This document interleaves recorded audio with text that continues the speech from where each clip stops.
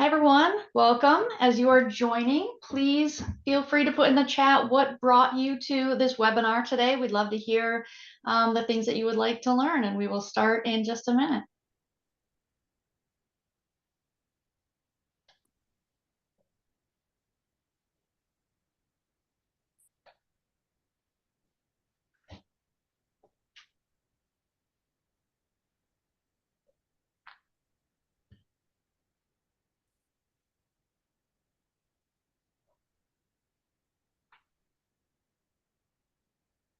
All right.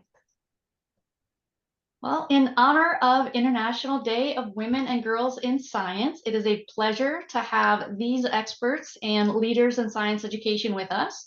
Special thank you to Donna and Melissa. You'll get to know them and their roles in today's session. I'm Sarah. I'm a proud former high school science teacher who's going to be leading today's discussion.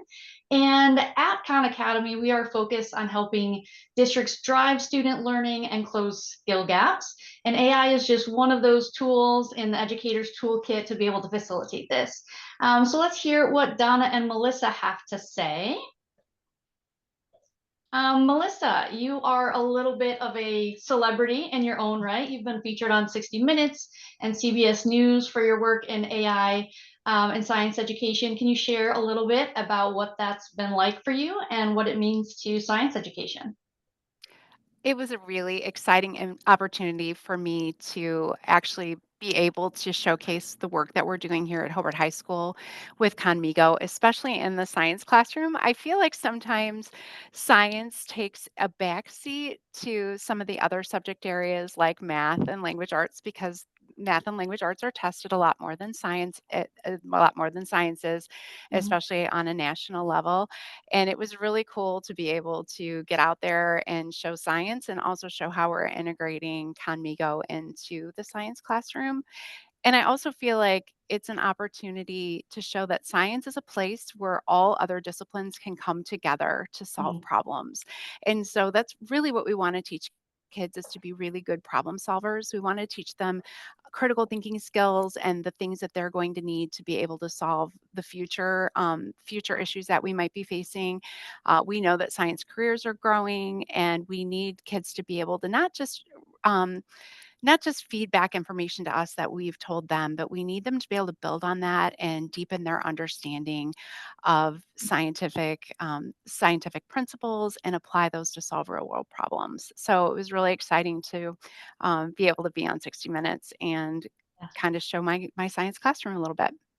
Yeah, that's great. I love the whole problem solving piece of it. I think that's what kind of drives us all to science and being a science Yeah. teacher. But Donna, let's go to you. What specific science skill gaps have you seen in students?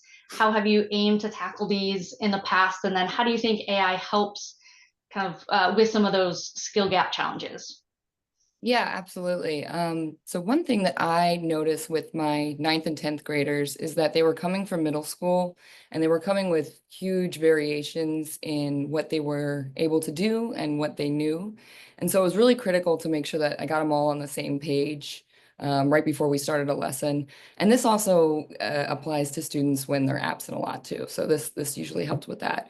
And so one thing that I would do is start off my lessons with some sort of hook or an opener, something that was relatable to all of my students and something that we can consistently come back to build on our knowledge. So that was one big gap and one big struggle for me as a teacher is to try and make sure I'm hitting my students and meeting them where they're at, hitting my context properly, and trying to blend what they knew and what they were able to do with where I wanted to get them to.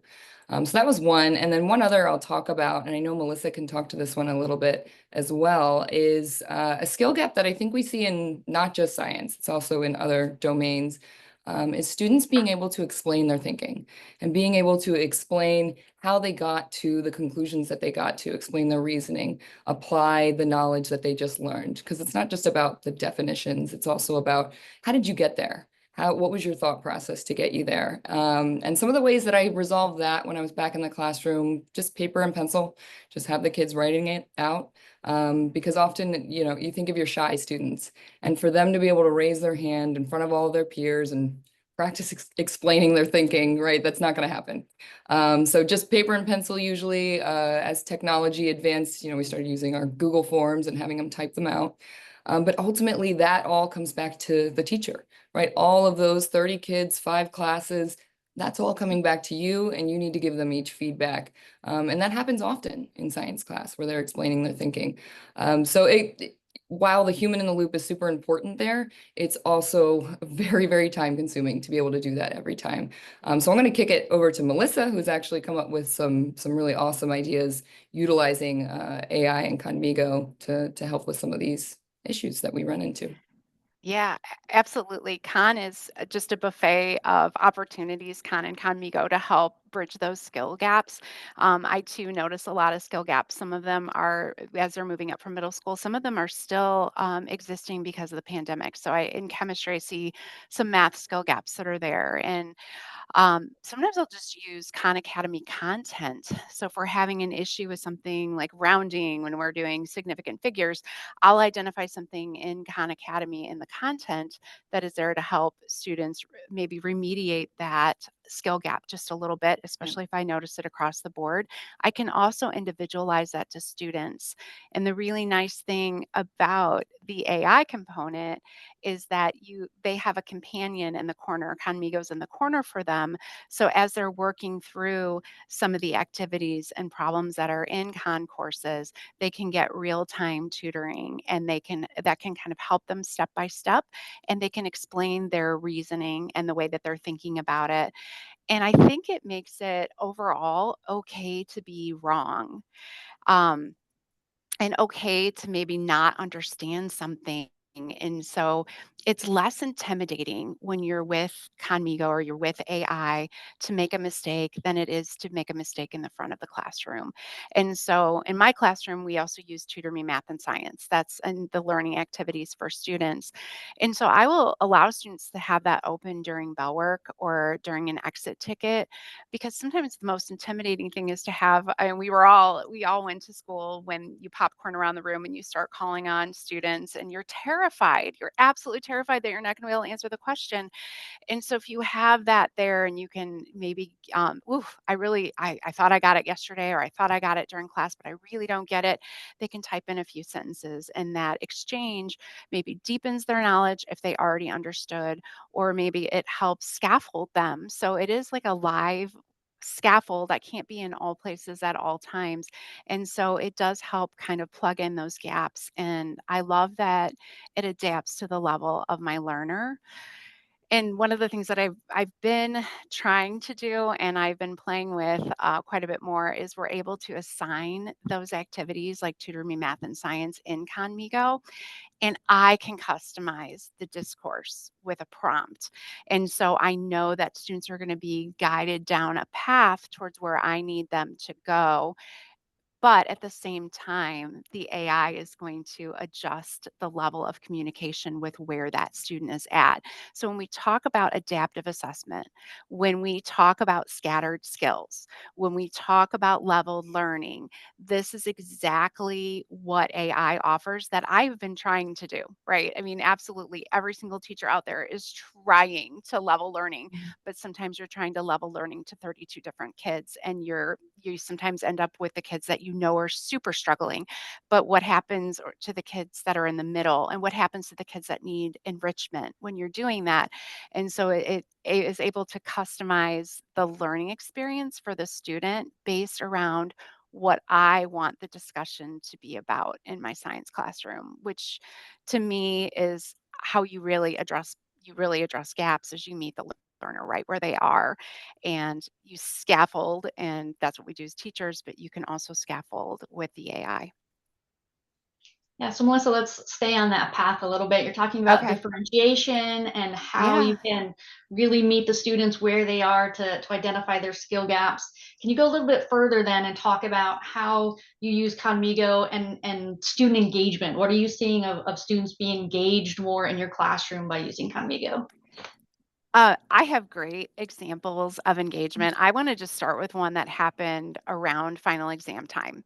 And this came from one of my colleagues. So we teach the same course. And in another course, one of the students like absolutely aced the final exam. And this was in a higher level, dual credit, AP level course.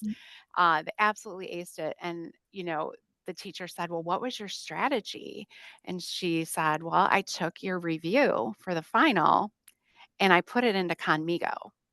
And I asked Conmigo to make similar questions for me, especially with the questions that I was struggling with." And so it empowers students. It helps them build confidence. It also, I mean, I think our whole job as teachers is we have to get away from IDK, which is I don't know, right? So instead of just saying, I don't know, we're teaching students how to behave when they don't know.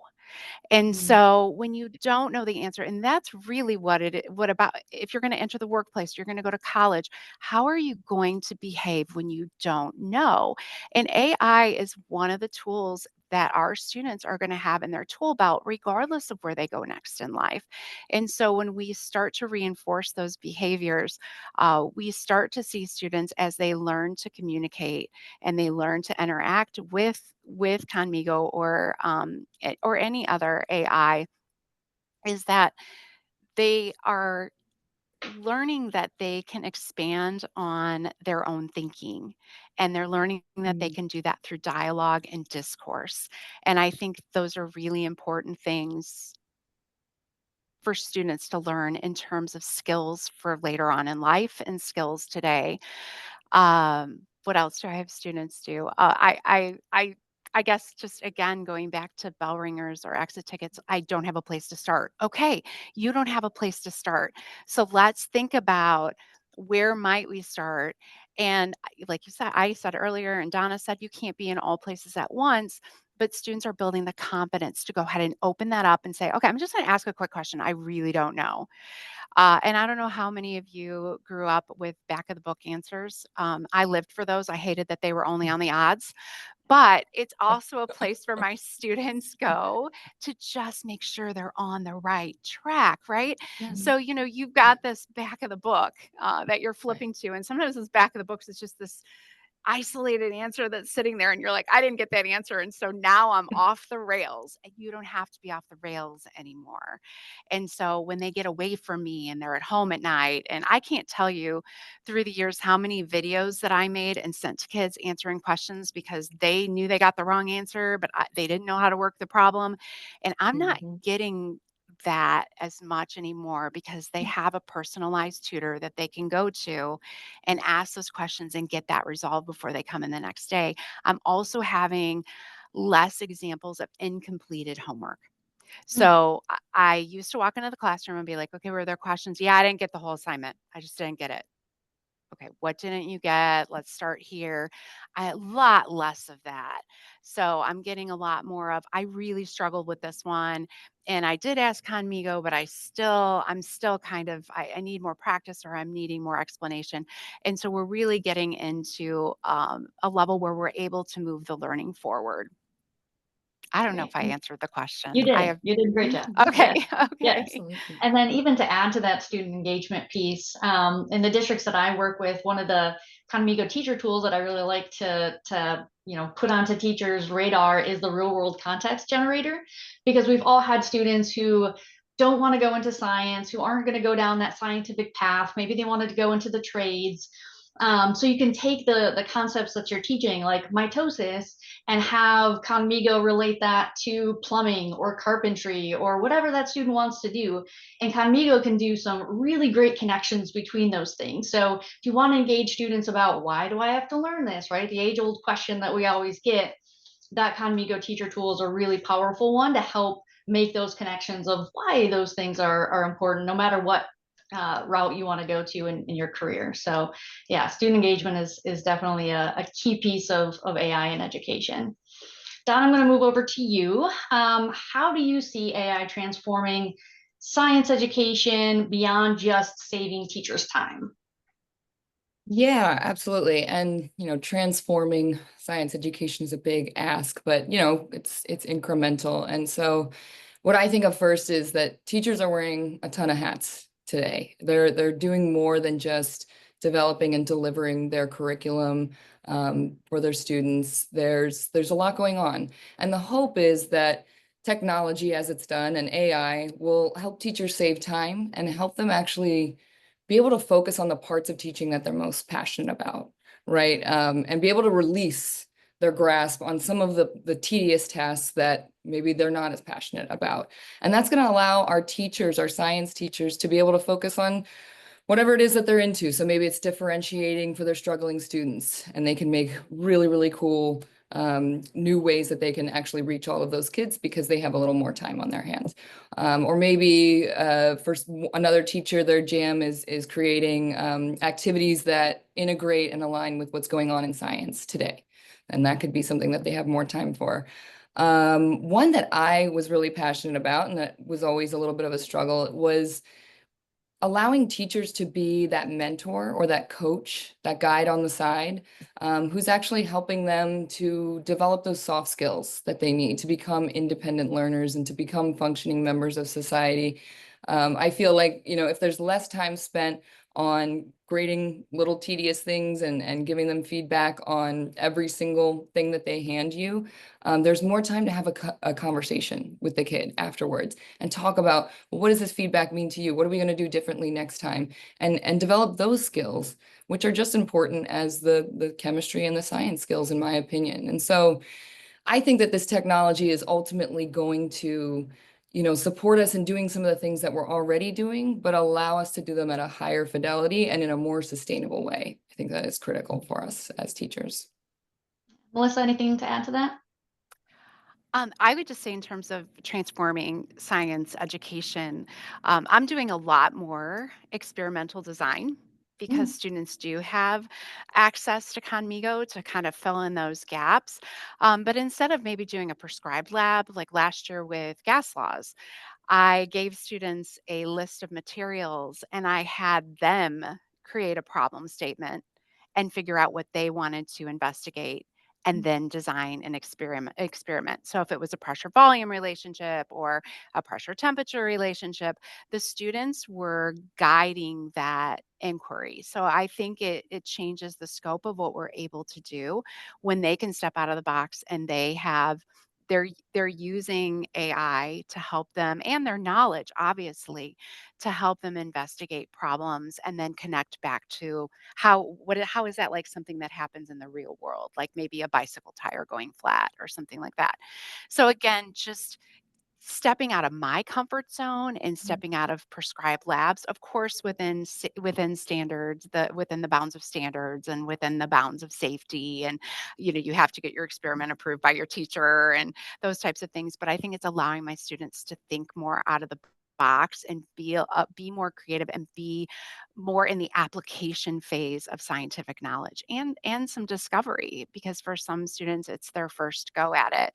I was talking with another teacher who teaches physical science, and she's like, do you have anything on building catapults? And I was like, you could give the kids a list of materials and you could have them go out to Conmigo and see what they could come up with in terms of a design so that they're unique instead of prescribed. And so I think it just puts a different dynamic in the science classroom. And again, that's where I would use tutoring math and science. I might even do that as an assignable task. So now we're able to assign in Tutor Me Math and Science so that I'm having a bit more control over the initial statement and what they have available and things mhm, like that.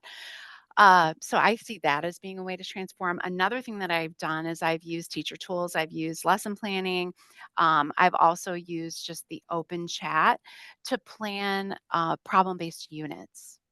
So I planned part of what you saw in 60 Minutes was a problem-based unit where a local water supply was contaminated. And so I used Conmigo to help me build several weeks of lessons that went along with that, that had inquiry labs that went along with it, and it was our own. Like we made it our own. I adapted lessons based on where the kids were, so I was able to go into Conmigo, adjust my lesson plans based on where my students were. If I noticed a huge skill gap somewhere, we were able to go in and plug into that. If we needed to do a little bit of background research on something that we hadn't gotten to yet, I was able to use Conmigo to do that. So again, I just feel like it gives me limitless potential as a teacher in terms of what I can do for my students to really deepen their learning and really get them acting and behaving like problem solvers and scientists. And I'm seeing that theme of student engagement, right? It seems like those types of activities where you're letting them, create their own problems, that's engaging, right? Instead of just, hey, here's a lab, follow these steps and, Yeah, write and your that's lab report. life. I mean, it really Yeah, is it is. life, though. I mean, Sure. no one is standing there with a lab when you get to your first job saying, okay, here, you're going to follow this exactly.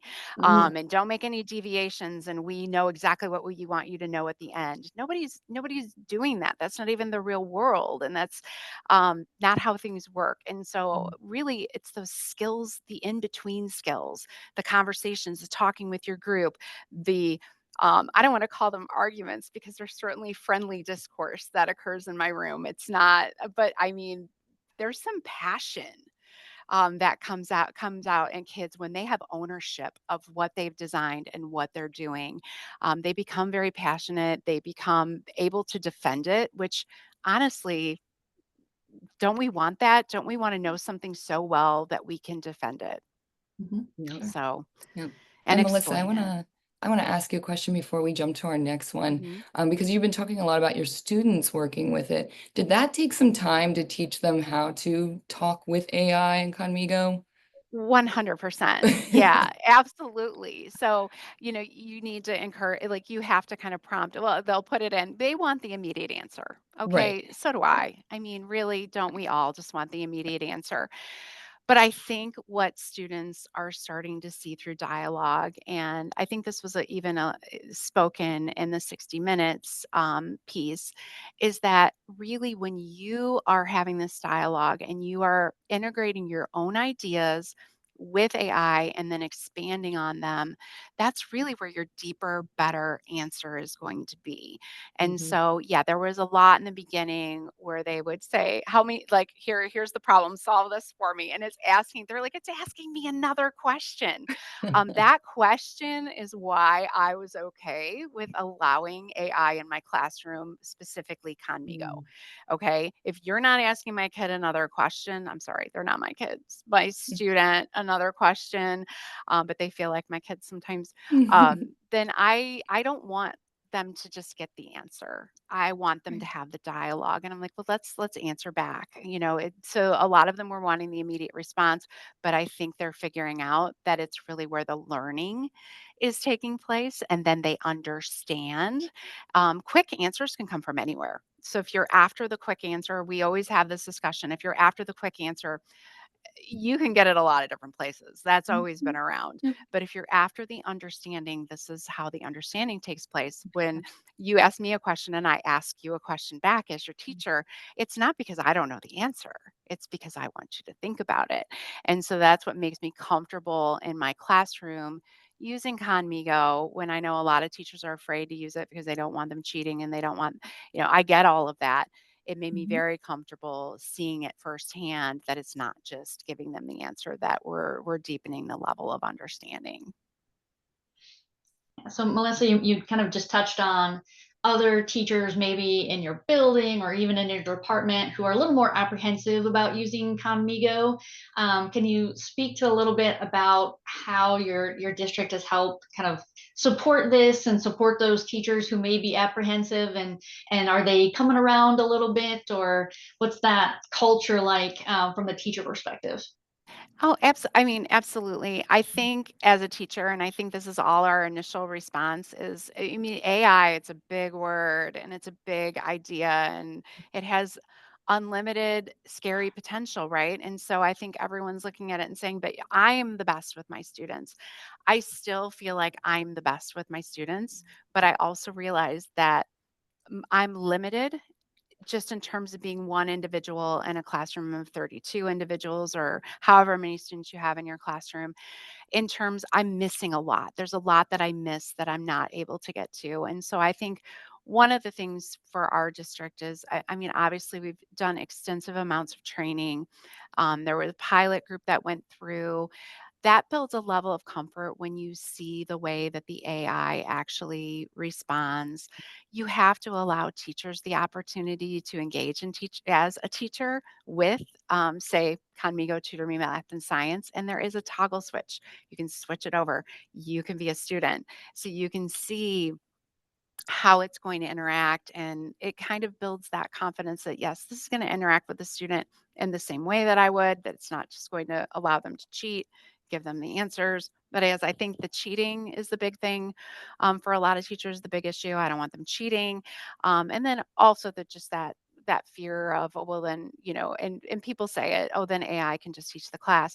I would argue that my classroom has become more human Mm, since I've started using AI. And what I mean is the level of connectedness in my classroom between myself and my students based on things like, say, lesson hook, teacher tool lesson hook that I'll create. Whereas I might have just started maybe with a bell ringer, reviewing old knowledge. I might start with a bell ringer or with a lesson hook that engages the students, gets them having conversations with one another. That's a way that I've used AI to create more human connection in my classroom. So I think just having those solid examples of the ways that teachers have used AI to increase student communication with one another and the teacher, and student engagement with one another, the course material, and the teacher. So I think those things help when you see it in action, help allay fears that this is going to take over or that we don't need teachers anymore. I think quite the opposite. I'm more connected to my students than I've ever mm, been now that AI is a piece of the puzzle, because quite honestly, I just think it makes me think out of the box. It makes me try new things because, I thought I was really good at what I did, and my lectures are pretty awesome. And I don't know why you wouldn't love my lecture as much as I do.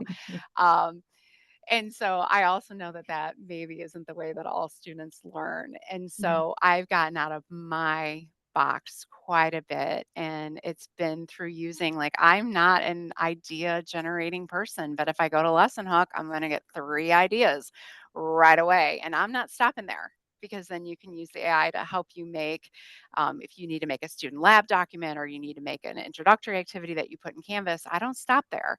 I make it do it all for me, of course with my feedback and my input, but it also changes the vibe in my classroom, which is just really cool to see. So it's a place where it looks collaborative.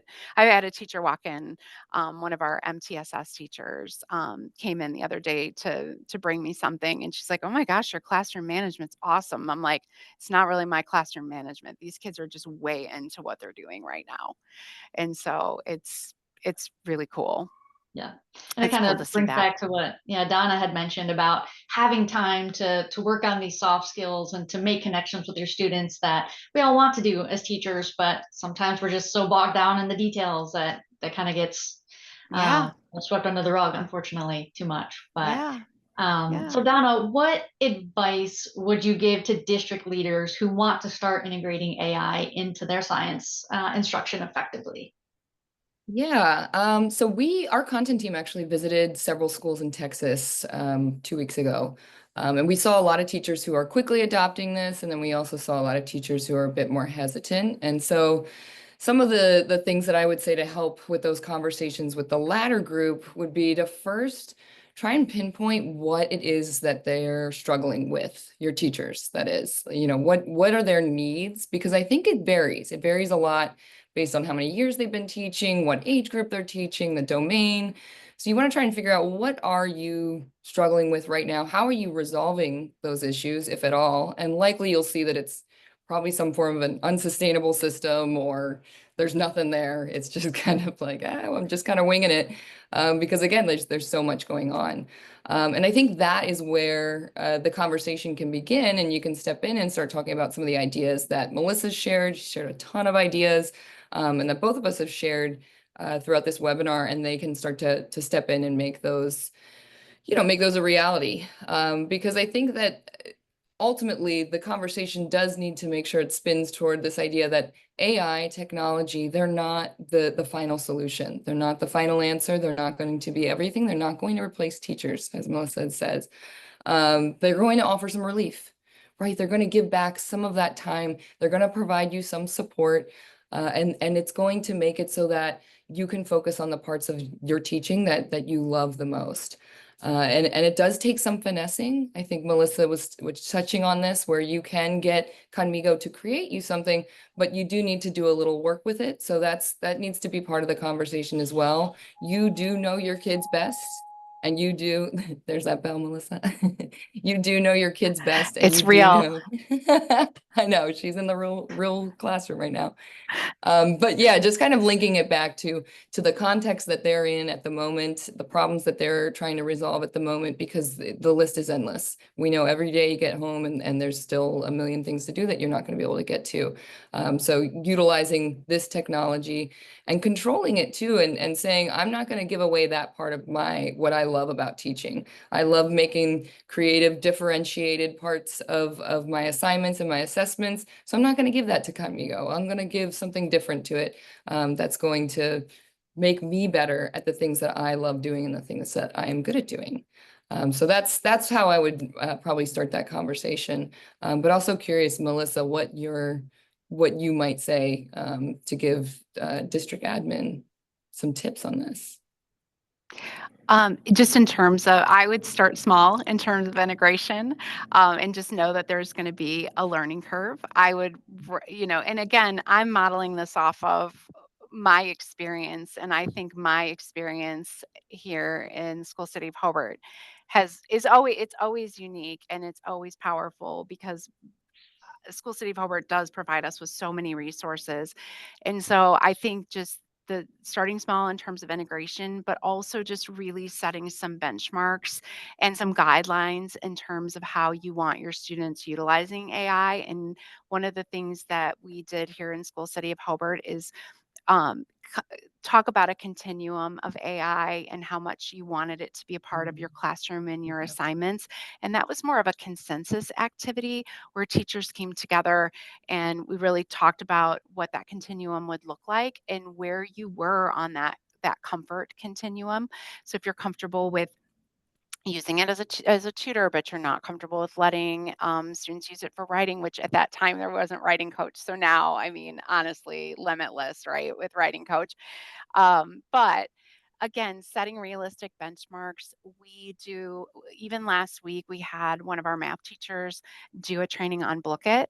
So just those small piecemeal integration trainings. So you're not overwhelming everyone, but hey, go back and try this. I don't think there's a single teacher that I know that didn't try it, because how can you not try it? Because it integrates directly into Book It, and then you can play and you've got this engagement strategy for your students.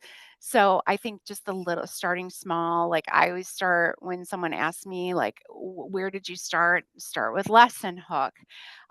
In terms of my teaching, 5 minutes, right? So it would usually, I can spend between 5 and 10 minutes and just change the trajectory of my whole day. So I would share that with other teachers. So definitely, and draw on the experience of other teachers and draw on the experience of other Mm. districts.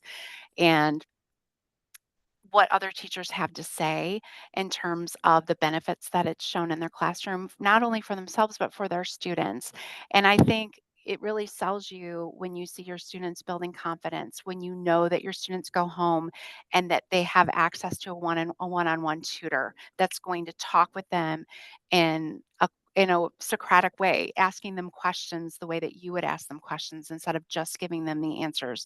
So I think just my advice is to really, you have to try it, but you have to start small and you have to let teachers really see the benefit. And I don't know any teachers that have seen the direct benefit that do not use it willingly and as an extension of what they're able to do for their students in the classroom. Because why wouldn't you want your students to have one more tool in their toolbox?